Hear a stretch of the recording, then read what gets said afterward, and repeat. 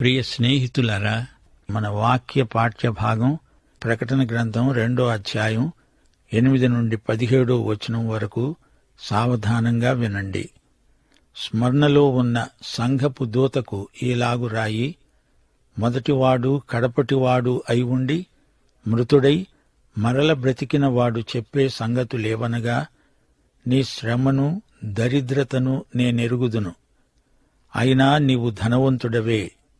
తాము యూదులము అని చెప్పుకుంటూ యూదులు కాక సైతాను సమాజపు వారి వలన నీకు కలిగే దూషణ నేనెరుగుదును. నీవు పొందబోయే శ్రమలకు భయపడకు. ఇదిగో, మీరు శోధింపబడినట్లు అపవాది మీలో కొందరిని చెరలో వేయించబోతున్నాడు. 10 దినములు శ్రమ కలుగుతుంది. మరణము వరకు నమ్మకంగా ఉండు. నేను నీకు జీవకిరీటమిస్తాను. సంఘములతో ఆత్మ చెబుతున్న మాట చెవిగలవాడు వినుగాక. జయించేవాడు రెండవ మరణము వలన ఏ హాని చెందడు. మరణ హతసాక్షి సంఘం. యేసుక్రీస్తు కోసం ఈ సంఘం హతసాక్షి అయింది. స్మరణ అంటే బోళం. ఇది శ్రమలకు హతసాక్ష్యానికి సంకేతం. ఈ స్థలం పేరు మాత్రం మారింది.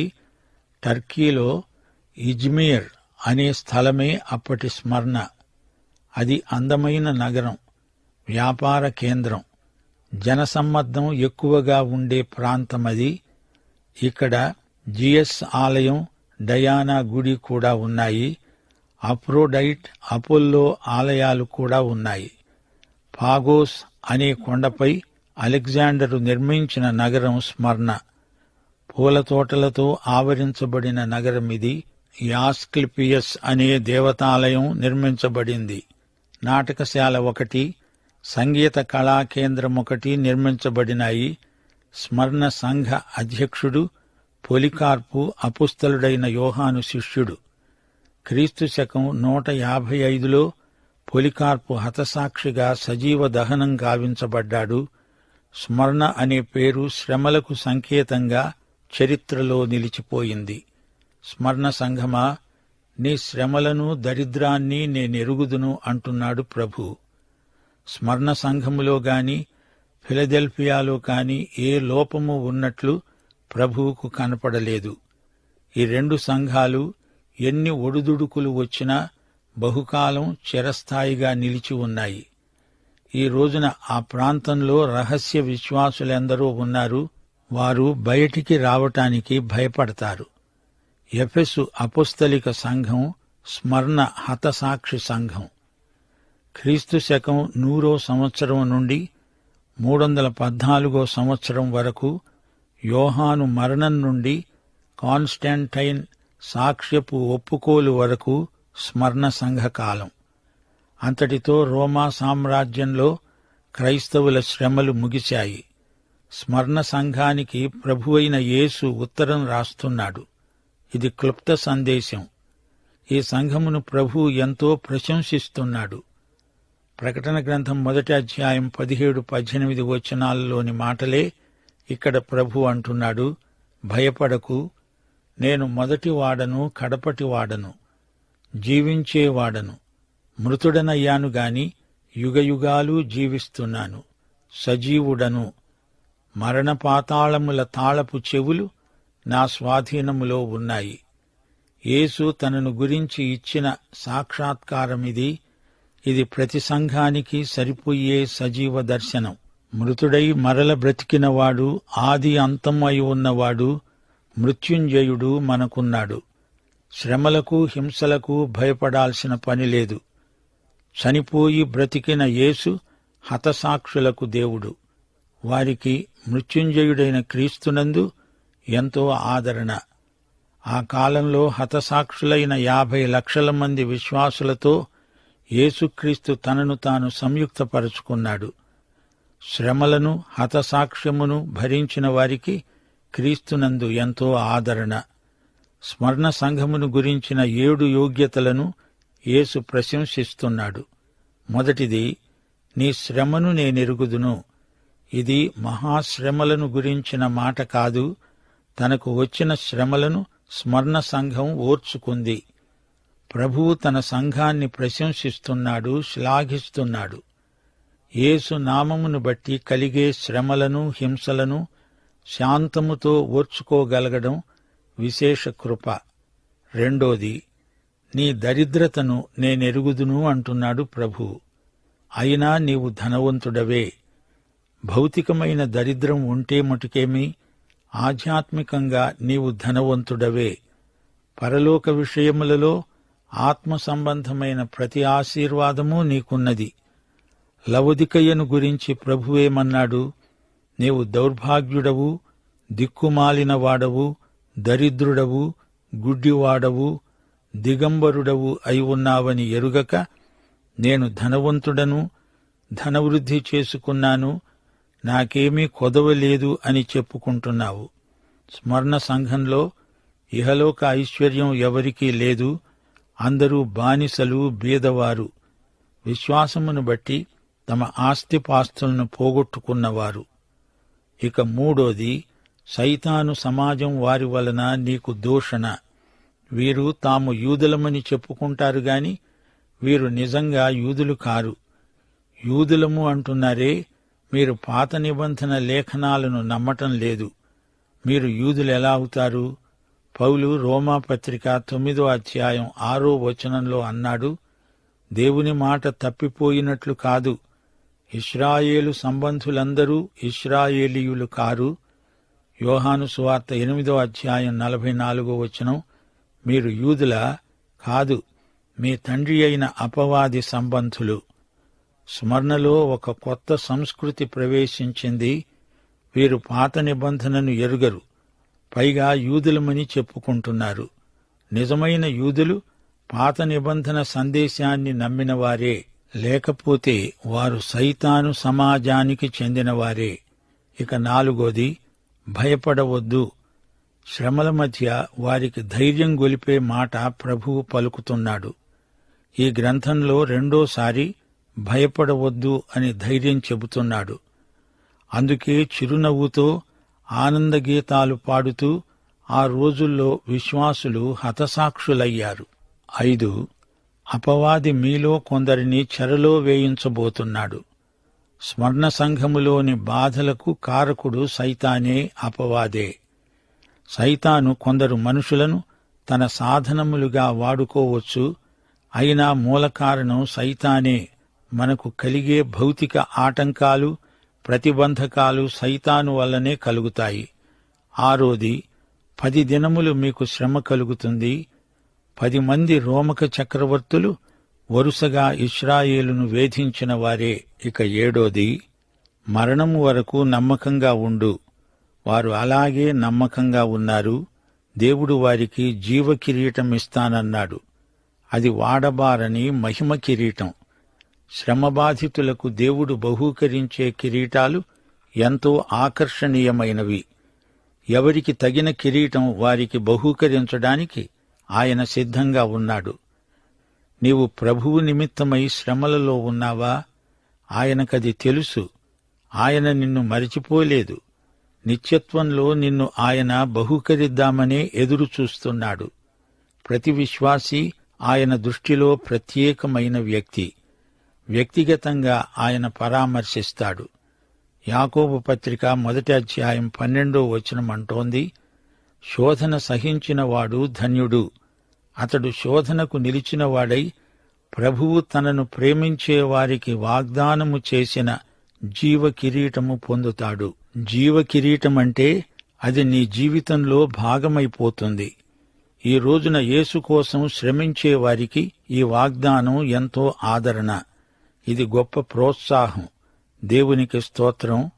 చెవిగలవాడు ఆత్మస్వరము వినుగాక. ప్రభువు నీతోనే మాట్లాడుతున్నాడు. జయించేవాడు రెండో మరణము వలన ఏ హాని చెందడు. ఒక్కసారే పుట్టినవాడు 2 సార్లు చస్తాడు. రెండోసారి పుట్టినవాడు ఒకేసారి చస్తాడు. ఇప్పుడే నీవు ఎత్తబడితే ఆ ఒక్కసారి కూడా మరణించవు. మహిమ శరీరంతో పైకి వెళ్లిపోతావు.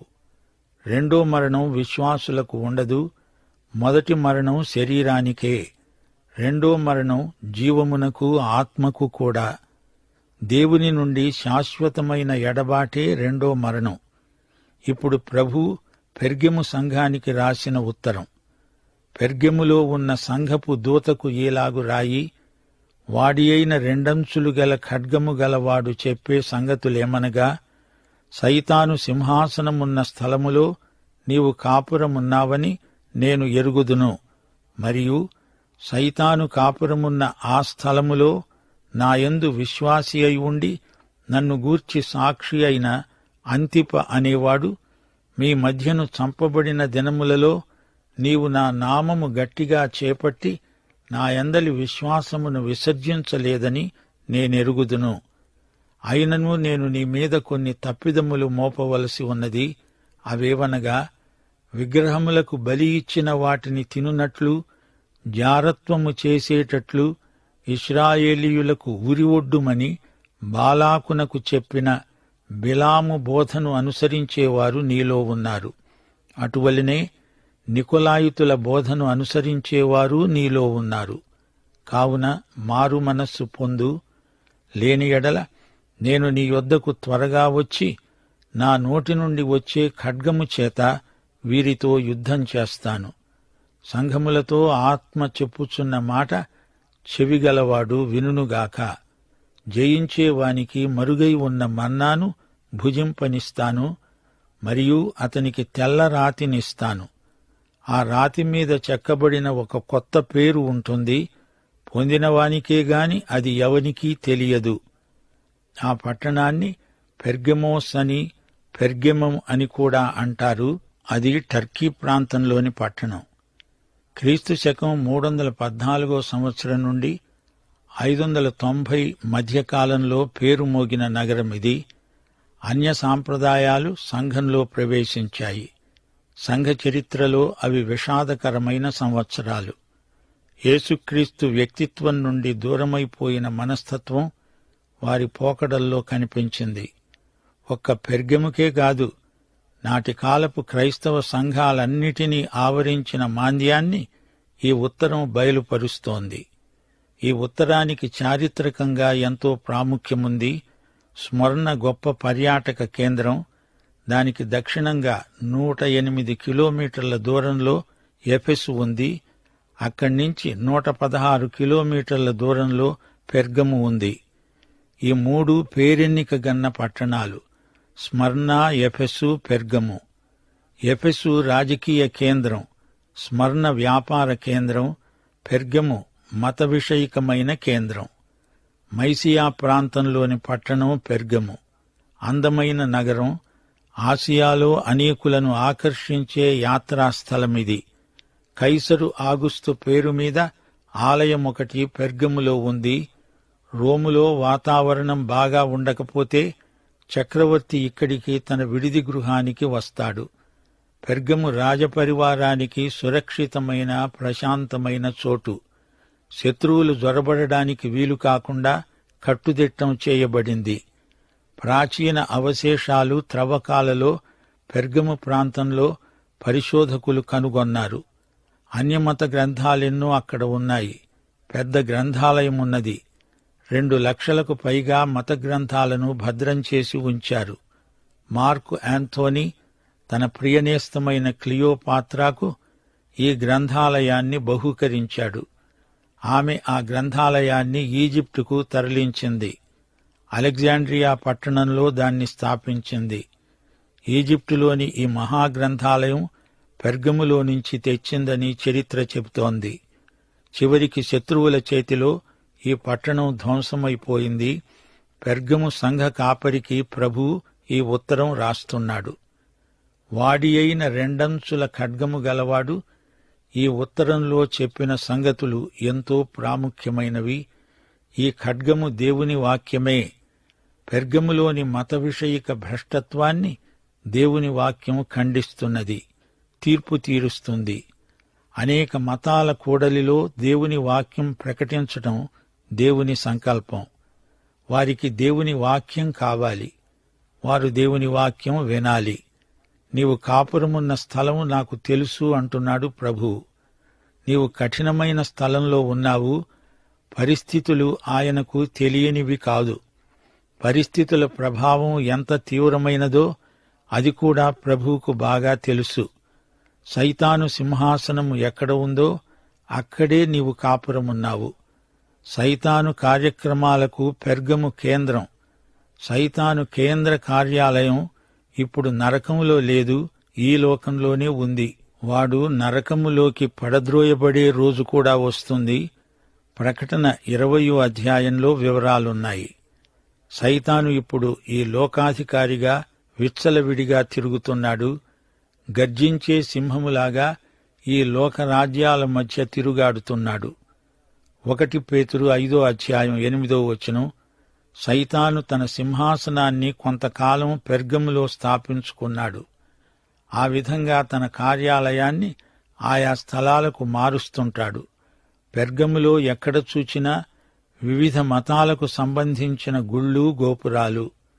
యోహాను కాలంలో పెర్గము సర్వమత సమ్మేళన కేంద్రం.